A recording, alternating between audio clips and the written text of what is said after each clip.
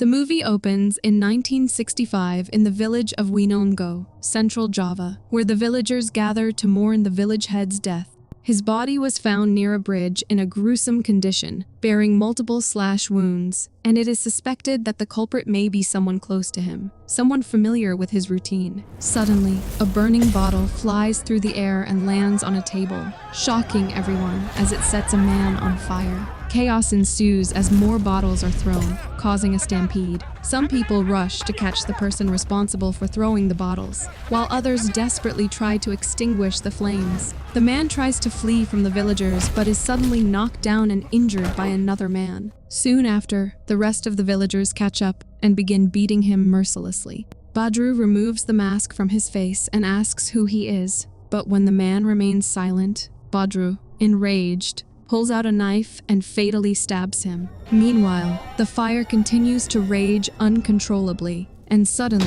the village head sits up. The movie then skips ahead to September 30, 2023, in Jakarta, where Randy's grandfather, Virja, is being mourned after his passing. Randy finds a letter from Wirja in his office, revealing he hid their family's story out of guilt. Wirja asks to be buried in a village tied to his past, and directs Randy to an address in a drawer, urging him to uncover the truth about his parents. Randy's friends, Martin and Siska, arrive, and Martin says it's time to load his grandfather's body into the ambulance. On the way, the driver, Tarja, asks Randy if he has ever been to Winongo, to which Randy replies no, and says they'll rely on GPS. After some time, as they enter the village area, the GPS stops working due to no internet connection, and Tarja suggests they continue along the road. They then spot a woman and stop to ask a woman for directions and inquire if Winongo is still far away, to which she silently nods in agreement. After some time, they finally arrive at Winongo village, but their car breaks down just as they try to enter the gate. Randy, Martin, and Siska get out to push the car, and strangely, as soon as the car crosses the gate, it starts up again. As night falls, we see that the villagers are scared and are keeping offerings outside their houses and turning off the light. Meanwhile, the car breaks down again, forcing Randy, Martin, and Siska to push it once more, but they eventually manage to park it near a building. Martin asks Randy if he's sure about this place, to which Randy suggests they stay there until morning, and once the sun rises, they can find someone to fix the car. In another part of the village, a girl is watching TV when her mother enters and quickly switches it off. The girl asks if she still believes in those superstitions, and when her mother warns her to watch her mouth, the girl responds that she's tired of being told to believe in Jahanam night. Later, Randy struggles to sleep, so he gets out of the car and notices a switch, and when he flips it, a light turns on. After this, Randy feels a sudden urge to pee, so he heads to a tree to relieve himself, and while doing so, he senses someone nearby but can't see anyone. Suddenly, he hears a noise, and when he looks up, he is terrified to see a ghost. Another ghost attacks him, but Randy manages to escape in time. Meanwhile, the girl is possessed, and when her father rushes out to check on her, she pushes him back, and when he tries to wake her, she throws a table at him. Back with Randy, the ghost chases him as he runs, causing him to trip and fall, but just as the ghost is about to strike, it stops and retreats. Randy hides and sees that on the other side, some other ghosts are roaming around with weapons in their hands. The girl attacks her father, who tries to control her and to bring her to her senses. He throws her onto a chair, but when he approaches, she suddenly gets up and attacks him. She then leaps onto his back, and when her mother rushes in to help, the girl pushes her out of the house. Randy then witnesses the girl push her father down, and afterward, she moves to the side and begins dancing. Randy flees in fear, but encounters a hanging corpse, escalating his terror. He stops to catch his breath, only to see a line of ghosts emerging from a building. Panicked, Randy turns to flee, but is confronted by a woman who asks who is he, and what is he doing here? He introduces himself, explains he's lost, and says his friends are nearby. The woman, introducing herself as Marnie, insists that he come with her, and when Randy asks if the people he saw are locals, she replies, "Come to my house now." Meanwhile, outside the ambulance, the ghosts begin to fight among themselves, creating a chaotic scene that terrifies Tarja, Martin, and Siska. In a panic, they scramble out of the car and quickly hide wherever they can. However, some of the ghosts manage to find Tarjo. They attack him brutally, and despite his attempts to escape, they overpower him and kill him. Siska and Martin manage to escape the area, and eventually, they find Rendy. They try to explain to him what they saw, and when Rendy asks about Tarja, Martin somberly tells him that he didn't make it. Marnie brings them to her home and introduces them to her younger sister, Dira. Afterward, they leave to make coffee for them, and as they sit, Siska asks if they're staying the night, and Rendy insists it's safer there. When Martin mentions seeing ghosts, Rendy admits he did too, and urges everyone to stay quiet to keep calm. Meanwhile, Marnie tells Dira that Rendy and his friends are in grave danger, and they must tell them, to which Dira agrees, saying they must put an end to it. Marnie then serves them tea and asks Rendy, "What brings you to this place?" To which Rendy explains that they brought his grandpa's body for burial, because, before he died, he asked to be buried in Winongo village. Marnie asks for his grandpa's name, and Rendy responds, Wirja. He was a retired soldier who was assigned to this village when he was young.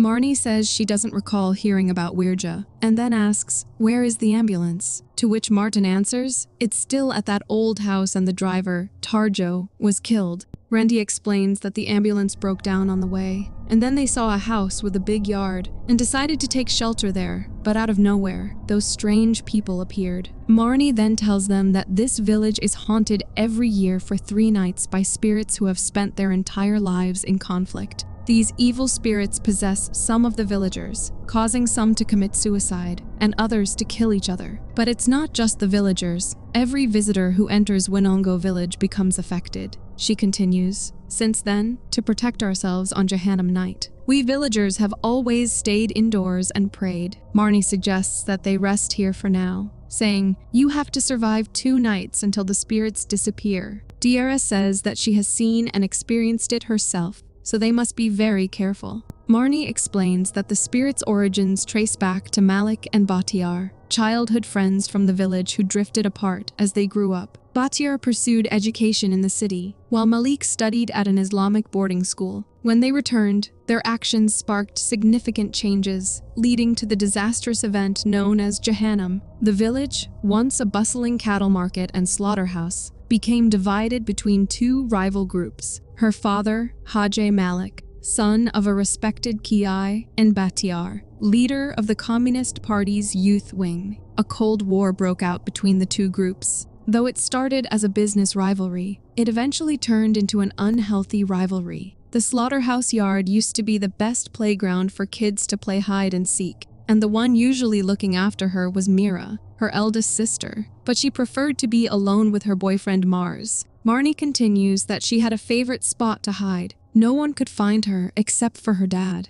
Malik and Batiar were equally influential, with their supporters evenly divided. This rivalry fueled tension in the village, and instigators on both sides only made matters worse, escalating the conflict further. Then, the village head was found murdered. His body was to be buried that very day. Each side began to suspect and accuse the other, and slander spread like wildfire among the villagers, deepening the divide. A significant incident in Jakarta then heightened the tension in the village. On September 30, 1965, a movement within the army occurred in Jakarta. Lieutenant Colonel Untung believed the movement was necessary to safeguard the president and the Republic of Indonesia. The commander of the movement stated that the actions taken in Jakarta against the General Council would be followed by similar measures across Indonesia, targeting the accomplices and supporters of the General Council. Malik tells his supporters that sooner or later, this threat will reach their village. He adds that the central government is in crisis, so they must act swiftly, and now is the perfect time to bring Batiar and his followers under control. He instructs his supporters to gather again at the same place after the evening prayer. He then turns to Mars and asks him to look after his children. He instructs him to take Marnie and Mira out of the village and hands him his prayer beads, telling him to keep them safe. Marnie tells Rendy that his prayer beads are beautiful and that they are similar to the Malik's. In the past, Malik and Batiar come face to face with their supporters, and a fierce fight breaks out among them. Marnie continues, explaining that she was separated from her sister, and a family who was also evacuating helped her. In that fight, Batiar and Malik kill each other, and their 2 surviving supporters bury them, after which Mars shoots and kills them too. Randy asks, where did they bury Malik and Batiar? To which Dira replies that to this day, nobody knows where the 2 were buried. Martin then asks, is that what caused them to haunt this place? And Randy responds, perhaps. If they find their resting place, the village curse may be lifted. Marnie agrees, saying that could be it. And Randy asks, what should we do now? To which she tells them to brace themselves for the next 2 nights. Later that night, while they are sleeping, a door slowly swings open by itself and then suddenly closes, waking Siska. She hears noises in the house, so she grabs a lamp and begins searching for the source. Realizing the sound is from outside, she opens the window, only for a ghost to appear. She shuts it, but the ghost attacks from behind, strangling her and lifting her into the air. However, she wakes up screaming and realizes it was all just a nightmare. The next day, they bury Wirja and Tarja in the village, and Dira remarks that he must have been close to his grandpa, to which he replies that his grandpa was like a parent to him. Dira then asks, what about your mom and dad? To which Randy says they passed away in an accident, and their bodies were never found. Martin notices that many dead bodies are being brought to the burial ground and asks Dira about it, to which she responds that last night was unlike any other. When he asks what she means, she explains that usually only 1 or 2 people get possessed, but it seems many forgot to stay quiet and recite the Quran at home. As a result, they were affected because they broke the taboo. She continues, saying that most of the casualties of the conflict were buried here, and as Marnie said, only Batiar and Malik's graves remain unknown. They then return to Marnie's house, where Siska pleads with Randy to go home, saying this place is dangerous, and when he says they can't leave, she tells him that she saw a ghost last night in her dream. Dira says she understands she is scared, but enduring for 2 more nights here is her only option. Otherwise, she will be in trouble. Marnie hands Randy something, saying he'll need it and must reach the house before sunset. When Martin asks about the items, Marnie replies, Dira will tell you. Dira and Randy then enter the building, and Dira explains that the curse began there, and since that incident, no one has wanted to take care of the place. Meanwhile, Martin fixes the car, and after a while, he and Siska also enter the building to join Randy and Dira. As night falls, Dira creates a circle using salt, brown rice, and white rice. She tells them that it will protect them from the spirits and warns them not to step out of the circle, or the spirits will easily pull them away. Afterward, she sits with them, and they begin waiting. After some time, they all fall asleep, and it's revealed that a spirit is sitting right next to them. And as the scene unfolds, it becomes clear that they are surrounded by many other spirits. After a while, a spirit pulls Siska's leg and drags her away. Siska wakes up, terrified to see herself being dragged, and manages to escape, but the spirit pulls her back. Martin rushes to save her, followed by Dira and Randy. However, the ghosts stop Dira and Randy and attempt to kill them. Dira and Randy fight them off, and it's revealed that the ghosts are frightened by Randy's rosary beads. Meanwhile, the ghost continues to drag Siska, and she grabs a tree to save herself, but her nails break, and the spirit drags her away. Martin comes looking for Siska and hears her crying, and when he goes in her direction, he finds her with her hair covering her face. Martin approaches her, and she says, "Let's go home," to which he replies, "We are going home," but he is horrified when he sees that she has become possessed. Terrified, he retreats, and Siska levitates into the air, screaming. After a while, she falls to the ground and dies in the chaos. The ghosts then lift Martin into the air, and he screams for help. However, before Dira and Randy can reach him, the ghosts release their hold on Martin, causing him to die. Randy rushes to check on Martin and Siska, but upon finding that they are both dead, he breaks into tears. The next day, Martin and Siska are buried at the burial ground. Later, Marnie offers her condolences, telling Randy that he must be ready for the final night. She then notices the box he's holding and asks about it, to which Randy explains that before his grandpa died, he asked for it to be delivered to Amarnia. He asks if she knows the person, and she responds that about 20 years ago, a family came to the village, Yudi and Hartati, who claimed to be Wirja's son and his son's wife. They came to bury their mother's body and learn about their family lineage. But unfortunately, that night marked the 3 nights of Jahanam, and they were killed. Randy takes a picture from the box and says, "This is my dad and mom, and Ramanaya is my grandmother." Marnie then tells him that he is her relative and embraces him. She informs him that the bodies of his parents and grandmother are buried in the village cemetery. Later, Marnie shows him some family photos and points to a man standing next to her father, explaining that he is the most wanted man by Batiar's group. She adds that he became a close confidant of her father. Randy asks, "So his grandpa disguised as Mars?" And Marnie confirms, saying they knew him as a journalist working for a Jakarta-based magazine. Dira takes some photos from him and seems about to say something, but Marnie stops her. Now, as they approach the building, Randy asks Marnie, "Where did you usually hide?" And she replies, "There used to be a tree behind this building." Dira says to Marnie, "Let's prepare inside." But Randy tells them, "You go first, and I'll join you shortly." Randy heads to the tree behind the building, the place where he first encountered the ghosts. There, he notices a knife stuck in the tree, and when he tries to pull it out, a jet of blood sprays from the tree, startling him. Suddenly, a strong wind begins to blow, and as his feet sink into the ground, the wind abruptly stops. Randy clears away the leaves from the ground, and he discovers a sickle hidden beneath them. He calls out to Dira, and when Dira and Marnie run to him, he says, "I think it's here." As he digs into the ground, he uncovers a piece of cloth, and upon seeing it, Marnie exclaims, "That's Dad's shirt from that day." She then asks Dira to assist Randy while she hurries home to get the shroud. As the night falls, the three of them arrive at the cemetery with the remains of Malik and Batiar, where they are attacked by ghosts. However, Randy and Dira fight to fend off the spirits and hold them back. During the chaos, Marnie creates a protective circle and calls for Randy and Dira to join her. She instructs them to bury the bones, digging 2 separate holes, one for each skull. She explains that she must keep the circle wet to ensure their protection.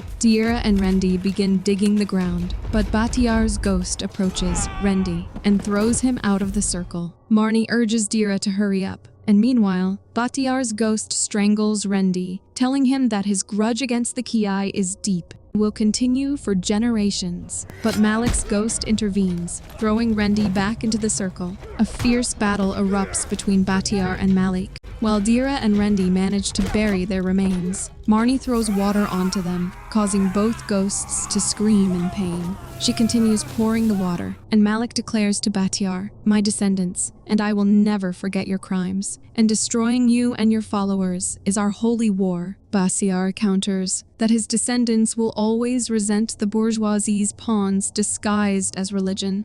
Marnie rushes toward them, declaring, "Your children and grandchildren don't want to bear that grudge, and we will erase it this instant." Malik reminds her that she carries his blood in her veins, and Batiar says they will keep coming, to which Marnie says they were once friends, but the devilish provocation has destroyed the humanity they once shared. Dira says their conflict is not their concern, and what they are fighting for is dishonor, not the future. She insists that their descendants need peace, but Batiar steps forward to attack her, while Malik throws Marnie aside, causing her to land in the circle. Then, Batiar also throws Dira into the circle. Now as they approach, Marnie and Dira throw a mixture of salt, brown, and white rice onto them, causing them to burn and get destroyed. And with this, all the other ghosts also disappear. The next day, Randy packs his bag to leave, and Dira asks what his plan is afterward, to which he replies that he must return to Jakarta to open the bookstore and coffee shop, and he needs to speak with Siska, Martin's parents, and Tarja's wife. Dira says she has to help Marnie with the gardening again, and, in the end, will slowly grow old in this village. Randy tells her that after he goes to Jakarta, he won't stay long because he wants to return here soon. Dira asks, why, wondering if the problem has already been solved, to which he answers that this place has someone who calms his heart. He adds that he hopes to come back soon and bring her with him to Jakarta, but that depends on something. She asks, on what? And he replies, it's up to her to decide. She asks, who? And he takes her hand and says, you. He then asks, do you want to? And she says, I would love to. Later, Dira and Randy say their goodbyes to Marnie and leave for Jakarta. As they drive through the cemetery, the graves of Malik and Batiar daughters are shown. However, as they pass through the village gate, Dira looks back, her eyes now completely black, and in the back seat, Marnie's ghost is sitting, smiling. It is then revealed that Randy had been accompanied by the ghosts of both Marnie and Dira for all those days, and they were visible only to him and his friend, not to the villagers. Thanks for watching. If you enjoyed the chills, hit that like button, subscribe, and turn on notifications so you never miss a scare. Until next time, stay spooky.